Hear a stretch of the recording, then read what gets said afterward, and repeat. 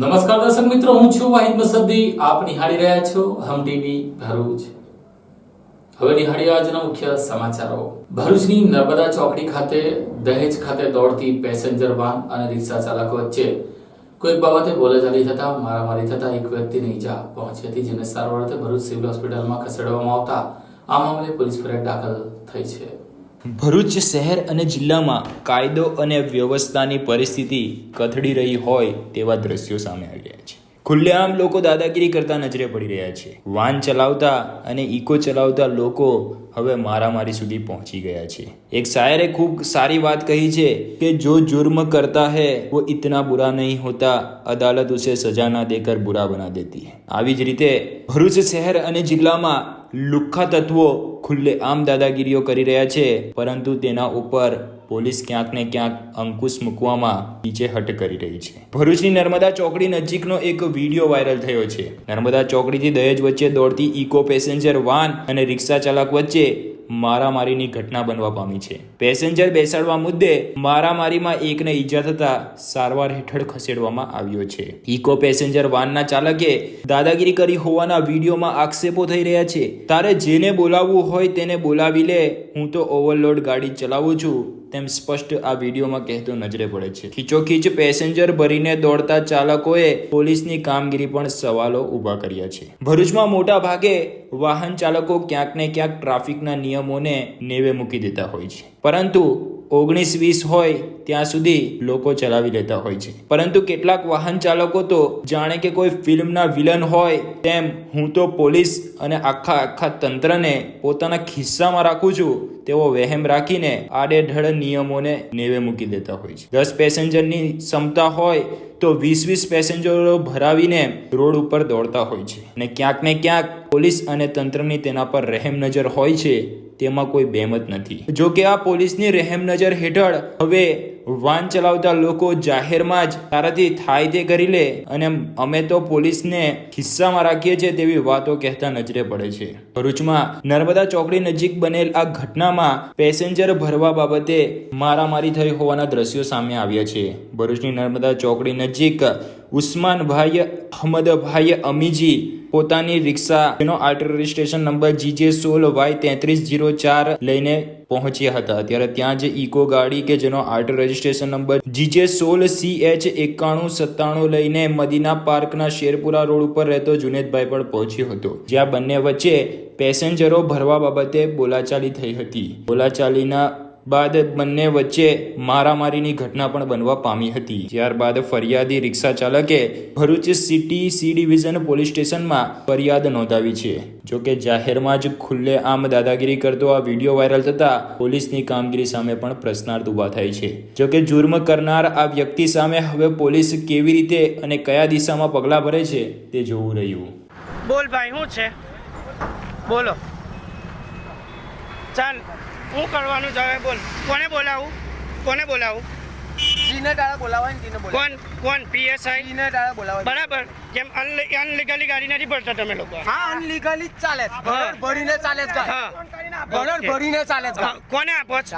આખા દીની અંદર જીને બોલાવાય ને જીને બોલાવીને ઓકે. ચાલ. મારું નામ ઉસ્માન છે. હું બાયપાસથી નર્મદા ચોકડી રિક્ષા ચલાવું છું. મિનિમમ 2011થી મેં રિક્ષા ચલાવું છું.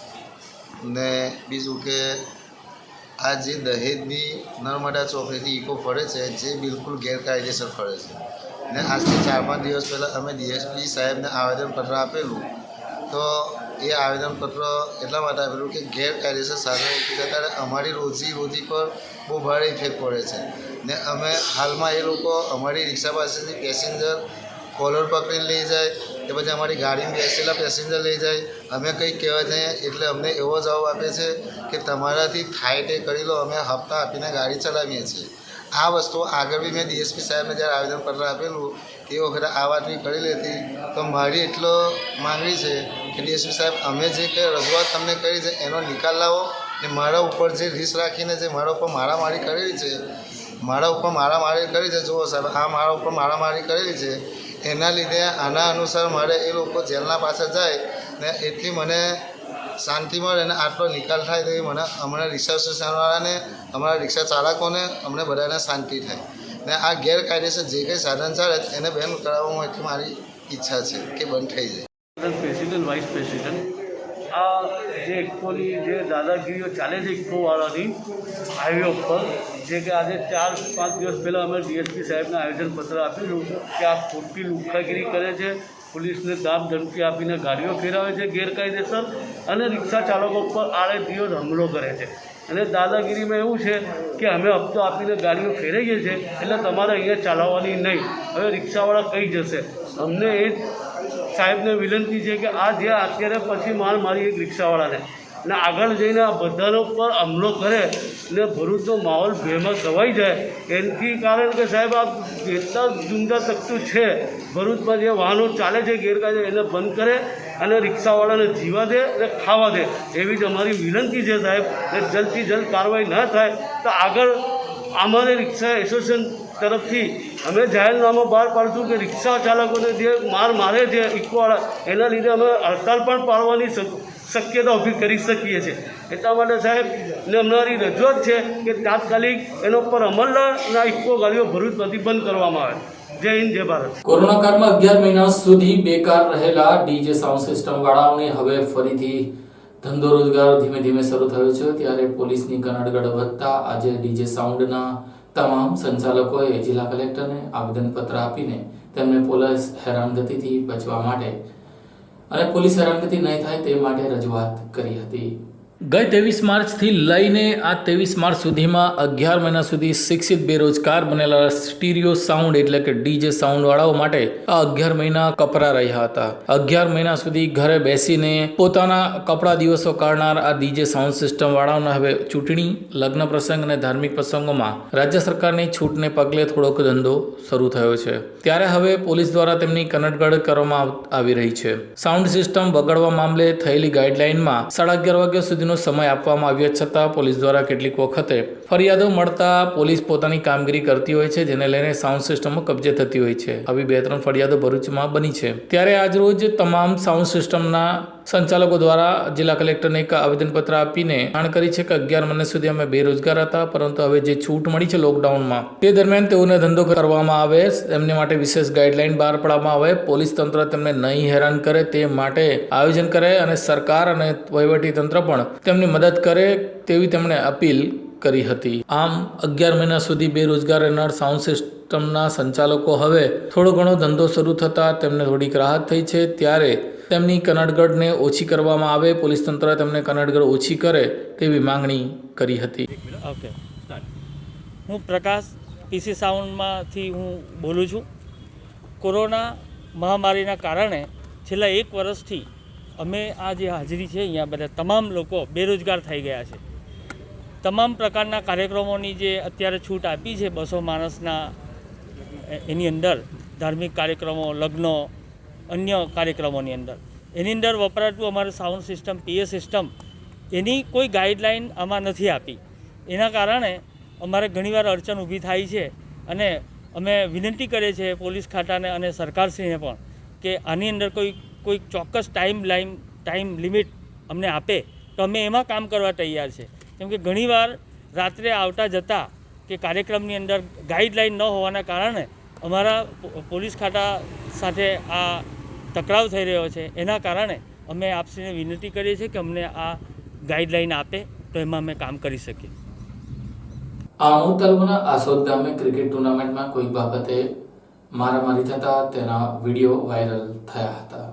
ભરૂચ જિલ્લાના આમોદ તાલુકાના આછોદ ગામમાં ક્રિકેટ દરમિયાન મારામારીની ઘટના બનવા પામી હોવાનો વિડીયો સોશિયલ મીડિયા ઉપર તેજ ગતિથી વાયરલ થઈ રહ્યો છે. ક્રિકેટમાં કોઈક કારણસર બોલાચાલી બાદ મારામારી થતા લોકોમાં ફફડાટ વ્યાપી ગયો હતો. જોકે આ વાયરલ વિડીયોમાં મોટી સંખ્યામાં લોકો જાહેરનામાનો ભંગ કરી અને મારામારીની ઘટનાને અંજામ આપી રહ્યો હોવાનો વિડીયોમાં દેખાય છે. જોકે આ વાયરલ વિડીયો ક્યાંનો છે અને ક્યારની આ ઘટના છે તે અંગે હાલ કોઈ પુષ્ટિ થઈ નથી. ભરૂચ શહેર અને જિલ્લામાં શિયાળાની ઋતુમાં અનેકો રમત ગમતના કાર્યક્રમ યોજાતા હોય છે. ફૂટબોલ, વોલીબોલ, ક્રિકેટ જેવી અનેકો ટુર્નામેન્ટ યોજાતી હોય છે. જેમાં ટુર્નામેન્ટમાં સારી એવી આવક અને રમત ગમતમાં યુવાઓ અગ્રેસર રહે તે માટે આ ટુર્નામેન્ટોનું આયોજન કરવામાં આવતું હોય છે. જોકે આ ટુર્નામેન્ટ દરમિયાન અનેકો વખત બોલાચાલીની ઘટના પણ બની જતી હોય છે. રમત ગમત દરમિયાન કેટલીક વખત થતી ચીટિંગોને લઈને અનેકો વખત બે ટીમો સામે સામે આવી જતી હોય છે. ત્યારે હાલ ભરૂચ જિલ્લામાં એક વિડીયો વાયરલ થઈ રહ્યો છે. આમોદ તાલુકાના આછોદ ગામે ક્રિકેટ દરમિયાન મારામારીની ઘટના બનવા પામી છે. ક્રિકેટમાં કોઈક કારણોસર બોલાચાલી બાદ મારામારી થતા લોકોમાં ફફડાટ વ્યાપી ગયો છે. વાયરલ વિડીયોમાં મોટી સંખ્યામાં લોકોના ટોળા જાહેરનામાનો ભંગ કરીને મોટી સંખ્યામાં એકત્રિત થઈ કોઈ પણ જાતના નિયમોનું પાલન ન કરતા નજરે પડી રહ્યા છે. સમગ્ર મારામારીનો વિડીયો સ્થાનિકોએ ઉતારીને સોશિયલ મીડિયા ઉપર વાયરલ કરતા લોકો પણ અનેકો ટીકાઓની વરસાદ કરી રહ્યા છે. જો કે હાલ તો આ મારામારીની બનેલી ઘટનાને પગલે લોકોમાં પણ અસમંજસનો માહોલ ઊભો થયો છે. ભરૂચના અનેકો મંદિરોમાં ચોરી કરનાર અને ગઈકાલે 4 જેટલી દુકાનોમાં ચોરી કરનાર તસ્કર ગેંગના દાહોદની 4 લોકોને પોલીસે ઝડપી લીધા હતા અને અનેકો ચોરીનો ભેદ ઉકેલી નાખ્યો હતો. ભરૂચ શહેરમાં બંધ દુકાનોને સતરળ તોડીને ચોરી કરનાર ગેંગની ફરિયાદ વધી હતી. એટલું જ નહીં પણ કેટલીક મંદિરોના પણ તાળા તોડવામાં આવ્યા હતા, જેને લઈને પોલીસ આવા તત્વોને શોધી રહી હતી. ત્યાં તારીખ 17ના રોજ ભરૂચના નંદેવાલા રોડ ઉપર દ્વિજ પાજરામાં આવેલ પટેલ ટ્રેડર્સ તથા ભૂમિ મેચિંગ સેન્ટર, ગોડી રોડ પરના ઋત્વા પેલેસમાં આવેલ મારુતિ બુક સ્ટોર નામની દુકાનમાં ગત રાત્રિના સમયે કેટલાક લોકોએ દુકાનના સતર તોડીને ચોરી કરી હતી. આ મામલે એ ડિવિઝન પોલીસમાં ફરિયાદ દાખલ કરવામાં આવી હતી. જો કે પોલીસ દ્વારા તપાસ શરૂ કરવામાં આવી હતી. તે દરમિયાન તેમને રેલવે નજીક રહેતા લોકો આ ચોરી કરતા હોવાનું તપાસમાં બહાર આવ્યું હતું. તેને લઈને પોલીસે મહેશ ભુરિયા, અલ્કેશ ગણવા, કરણ રત્ના ભામોર, અર્જુન મેહાણિયા ની શંકાના આધારે પૂછપરછ કરતા તેઓ પાસેથી રોકડા ₹800 મળી આવ્યા હતા. પોલીસે ચોરીના ભાગડો આરોપી રાકેશ બચુમેડાની પોલીસે શોધખોળ શરૂ કરી છે. ત્યારે 1 મહિના પહેલા જગન્નાથ મંદિર, સંતોષી માતા મંદિર, અંબા માતા મંદિર, હનુમાન મંદિર, ગંગેશ્વર મંદિરની દાનપેટીમાં પરચુરણની ચોરી તેમજ દુકાનોમાં સતર તોડી ચોરી કરી હોવાની કબૂલાત આ 4 લોકોએ કરી છે. પોલીસે આ દિશામાં તપાસના ચક્રો ગતિમાન કર્યા છે. 6 થી લઈને 9 વર્ગો શરૂ થયા છે ત્યારે ઝઘડિયાની શાળામાં વિદ્યાર્થીઓનું સ્વાગત કરવામાં આવ્યું હતું અને સાથે શિક્ષણ પણ કરાવવામાં આવ્યું હતું. લોકડાઉન બાદ ભરૂચ જિલ્લાના ઉમલ્લા પ્રાથમિક શાળાનો આજથી પ્રારંભ કરવામાં આવ્યો હતો. ભરૂચ જિલ્લાના ઝઘડિયા તાલુકાના ઉમલ્લા ગામે આવેલ શ્રી સરસ્વતી શિશુ મંદિર શાળા 11 માસના લાંબા કોરોના કાળના સમયગાળાના અવકાશ બાદ ધોરણ 6 થી 8નો પુનઃ પ્રારંભ થયો છે. શાળા શરૂ થવાના સમયે સમગ્ર શાળાના પરિવાર શાળાના પ્રવેશ દ્વાર ઉપર ઊભા રહી ગુલાબના ફૂલ દ્વારા આવનાર વિદ્યાર્થીઓનું સ્વાગત કર્યું હતું. આ પ્રસંગે વિદ્યાર્થીઓ પણ પોતાના જૂના મિત્રોને મળવાના કારણે અતિ ઉત્સાહી જણાતા હતા. શાળા સંચાલક અને શિક્ષકોએ પણ સરકારની માર્ગદર્શિકાને અનુસારી દરેક વિદ્યાર્થીઓને ફરજિયાત માસ્ક પહેરાવી, હાથને સેનિટાઈઝ કરાવી, સોશિયલ ડિસ્ટન્સિંગ રાખી, તિલક કરી વર્ગમાં બેસાડ્યા હતા. આજે સ્કૂલોમાં બાળકોની હાજરીથી સારા પરિવાર પણ ખૂબ જ ખુશખુશાલ જોવા મળ્યું હતું. ઓનલાઈન શિક્ષણ ચાલે છે. આજે સ્કૂલો ખુલી અને અમે બધા વિદ્યાર્થીઓ ઉત્સાહથી સ્કૂલમાં પ્રવેશ કર્યો છે અને સરકારના ગાઈડલાઇન્સનું પાલન અમે કરીએ છીએ. છેલ્લા 11 માસથી કોરોના સંક્રમણ આપણા દેશમાં ચાલી રહ્યું છે. એના અનુસંધાનમાં 11 માસથી શાળાઓ બંધ હતી. સરકારશ્રીના આદેશ મુજબ દિનાંક 18 એટલે કે આજથી ધોરણ 6 થી 8ના બાળકોની શાળા શરૂ થાય છે. આજ રોજ શાળામાં અમે બાળકોને સ્વાગતની તૈયારી કરી. બાળકો ઉત્સાહપૂર્વક આ શાળાએ આવવા માટે તૈયાર થયા છે. એ પણ ઘણા સમયથી ઘરે રહ્યા હોવાથી એમને પણ શાળાની અંદર આવવાનું ખૂબ જ ઈચ્છા થઈ ગઈ છે અને ઉત્સાહથી આવી રહ્યા છે. આજથી આ અમારી સંસ્થા શ્રી રંગ એજ્યુકેશન ટ્રસ્ટ સંચાલિત શ્રી સરસ્વતી શિશુ વિદ્યા મંદિર રાબેતા મુજબ ચાલુ થશે અને સરકારશ્રીના તમામ આદેશોનું અહીંયા પાલન કરવામાં આવે છે અને આવશે. આમોદમાં સ્થાનિક સ્વરાજ્યની ચૂંટણીમાં અપક્ષો અને પક્ષો વચ્ચેના કાર્યકર્તાઓ વચ્ચે અને આગેવાનો વચ્ચે આક્ષેપો પ્રતિ આક્ષેપો થઈ રહ્યા છે. ત્યારે આજે કોંગ્રેસના અગ્રણી દ્વારા પત્રકાર પરિષદ યોજીને જણાવ્યું હતું કે કોંગ્રેસના મેન્ડેટ પર લડી રહેલા ચૂંટણીના ઉમેદવારોમાં આ વખતે નગરપાલિકામાં ફરીવાર કોંગ્રેસ વિજેતા બનશે તેવો આશાવાદી વ્યક્ત કરતા પત્રકાર પરિષદમાં તેમણે જણાવ્યું હતું. ભરૂચ જિલ્લાની સ્થાનિક સ્વરાજ્યની ચૂંટણીમાં આ વખતે આમોદ નગરપાલિકાની ચૂંટણીમાં ભારે રસાકસીનો માહોલ સર્જાયો છે, કારણ કે એક સમયે અપક્ષમાં રહેલા ઉમેદવારો આ વખતે કોંગ્રેસના ઉમેદવારો બન્યા છે અને ગઈ વખતે પણ કેટલાક ઉમેદવારો જીત્યા હતા, તેમણે પણ કોંગ્રેસ પક્ષમાંથી જ ઉમેદવારી કરી છે. ત્યારે આ વખતે મહેબૂબભાઈ કાકુજીની ટીમ અલગથી મેદાનમાં ઉતરી છે. તેમણે પોતાના 6 વોર્ડમાં 24 ઉમેદવારો ઉતાર્યા છે. હાલ આમોદ નગરપાલિકામાં 6 વોર્ડમાંથી 24 બેઠકો ઉપર 81 ઉમેદવારો છે અને 28 મે મતદાન યોજાનારું છે. ત્યારે આમોદ નગરપાલિકામાં 12.5 વર્ષથી કોંગ્રેસનું શાસન છે, પરંતુ પાલિકાની ચૂંટણીમાં કોંગ્રેસ પક્ષમાં કાર્યકરો વચ્ચે કેટલાક ફાટા ચાલતા હતા.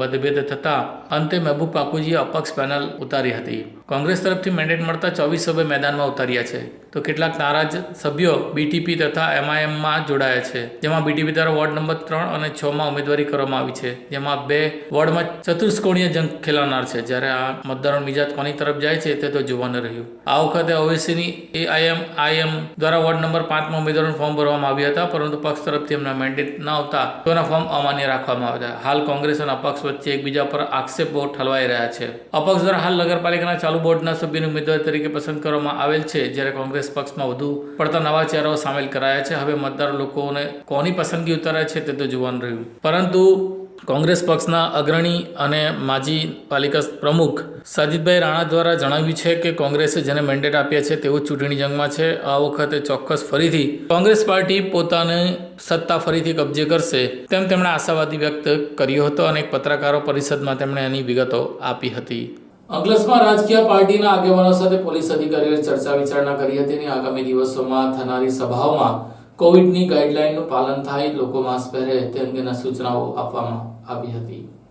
ભરૂચ શહેર અને જિલ્લામાં સ્થાનિક સ્વરાજ્ય ચૂંટણીની તારીખો જાહેર થઈ ગઈ છે. ત્યારે કોરોનાની મહામારીને લઈને 3 મહિના માટે સ્થાનિક સ્વરાજ્ય ચૂંટણીને મુલતવી રાખવામાં આવી હતી. જોકે હવે નવા વર્ષની શરૂઆતની સાથે જ કોવિડ વેક્સિન મળ્યા બાદ હવે સારા સમાચાર મળતા હવે ફરી એકવાર સ્થાનિક સ્વરાજ્ય ચૂંટણીની તારીખો જાહેર થઈ ગઈ છે. ભરૂચ શહેર અને જિલ્લામાં સ્થાનિક સ્વરાજ્ય ચૂંટણીની તારીખો જાહેર થતા તમામ રાજકીય પાર્ટીઓ આગામી સત્તા મેળવવા માટે પ્રચાર પ્રસાર કરી રહી છે અને આગામી તારીખ 28 ફેબ્રુઆરી ના રોજ મોટી સંખ્યામાં મતદારો પોતાના મતાધિકારનો ઉપયોગ કરશે. ત્યારે આજરોજ અંકલેશ્વર શહેર પોલીસ સ્ટેશન ખાતે આગામી ચૂંટણીમાં COVID-19ના નિયમોના પાલન સાથે મતદારો પોતાના મતાધિકારનો ઉપયોગ કરે તે માટે માર્ગદર્શન આપતો એક કાર્યક્રમનું આયોજન કરવામાં આવ્યું હતું. ભરૂચમાં સ્થાનિક સ્વરાજ્ય ચૂંટણીની તારીખો જાહેર થયા બાદ હવે રાજકીય પાર્ટીઓ આગામી ચૂંટણીમાં જીત મેળવવા માટે અનેકો પ્રકારના પ્રચાર પ્રસારના કાર્યક્રમ કરી રહી છે. પ્રચાર પ્રસારના કાર્યક્રમ વખતે અનેકો લોકો એકત્રિત થતા હોય છે, જેને લઈને લોકો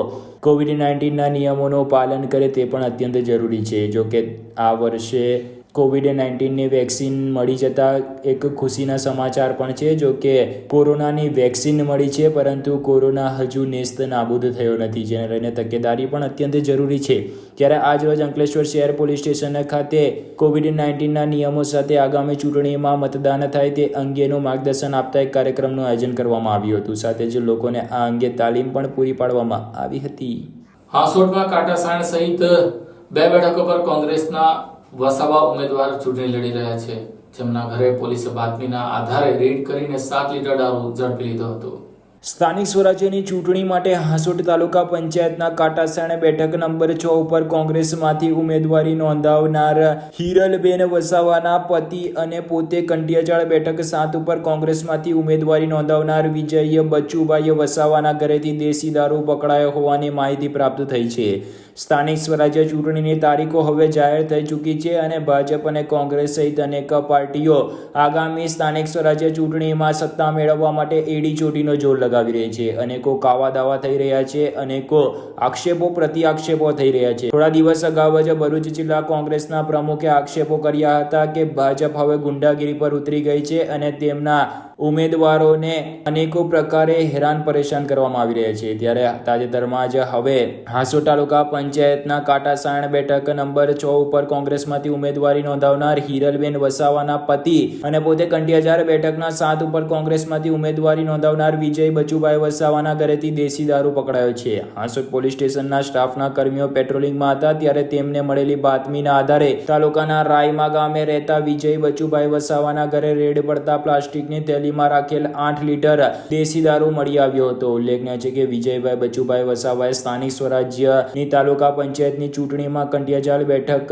7 ઉપર કોંગ્રેસમાંથી ઉમેદવારી નોંધાવી છે, જ્યારે તેમની પત્ની હિરલબેન વસાવાએ કાટાસાયણ બેઠક 6 ઉપરથી કોંગ્રેસમાંથી ઉમેદવારી નોંધાવી છે. હાંસોટ પોલીસે ગુનો નોંધી તજવીજ હાથ ધરી છે. બનાવથી હાંસોટ તાલુકામાં રાજકીય ગરમાવા સાથે હડકંપ મચી જવા પામ્યો છે. અંકલેશ્વરના વોર્ડ નંબર 9 માં ભાજપામાંથી આ વખતે યુવા નેતા સુરેશ પટેલ અને તેમની પેનલ ચૂંટણી જંગમાં ઉતરી છે. તેઓ ડોર ટુ ડોર પ્રચાર કરી રહ્યા છે, ત્યારે તેમને સારો અવકાશ મળી રહ્યો હોવાનું મતદારો પણ કરી રહ્યા છે. અંકલેશ્વરના વોર્ડ નંબર 9માં સ્થાનિક સ્વરાજ્ય ચૂંટણીનો માહોલ જામી રહ્યો છે. નગરપાલિકામાં આગામી સ્થાનિક સ્વરાજ્ય ચૂંટણીમાં બે મુખ્ય પાર્ટી કોંગ્રેસ અને ભાજપે યુવા ચહેરા સ્થાનિક સ્વરાજ્ય ચૂંટણીની જંગમાં ઉતાર્યા છે.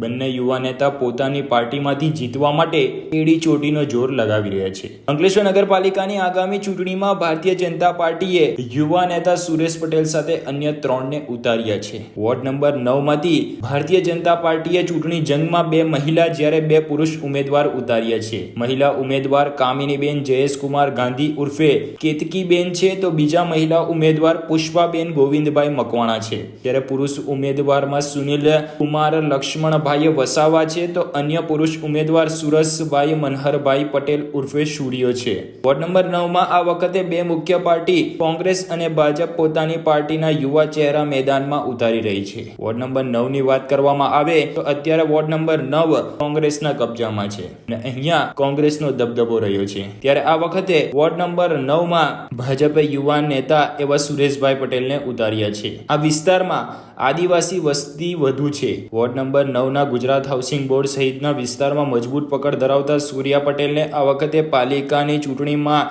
ભાજપે સ્થાન આપ્યું છે. સૂર્યા ઉર્ફે સુરેશ પટેલ અગાઉ પણ પાલિકાની ચૂંટણી લડી ચૂક્યા છે અને તેઓ પાલિકામાં જીત મેળવી સભ્ય બની ચૂક્યા છે. જોકે 2017ની ટર્મમાં તેઓ જીતથી દૂર રહ્યા હતા. અંકલેશ્વર શહેરમાં યુવામાં સારી પકડ ધરાવતા હોવાને પગલે ભાજપની મુખ્ય લોબીમાં તેમને મહામંત્રીનું સ્થાન પણ ભૂતકાળમાં મળી ચૂક્યું છે. ત્યારબાદ તેમની કામગીરીને ધ્યાને રાખીને ભારતીય જનતા પાર્ટી દ્વારા તેમને ભરૂચ જિલ્લા ભાજપના યુવા મોરચાના પ્રમુખ તરીકે નિમણૂક કરવામાં આવ્યા છે અને તાજેતરમાં પણ તેઓ બીજેપી યુવા મોરચાના પ્રમુખ જિલ્લા પ્રમુખ તરીકે કાર્યરત છે.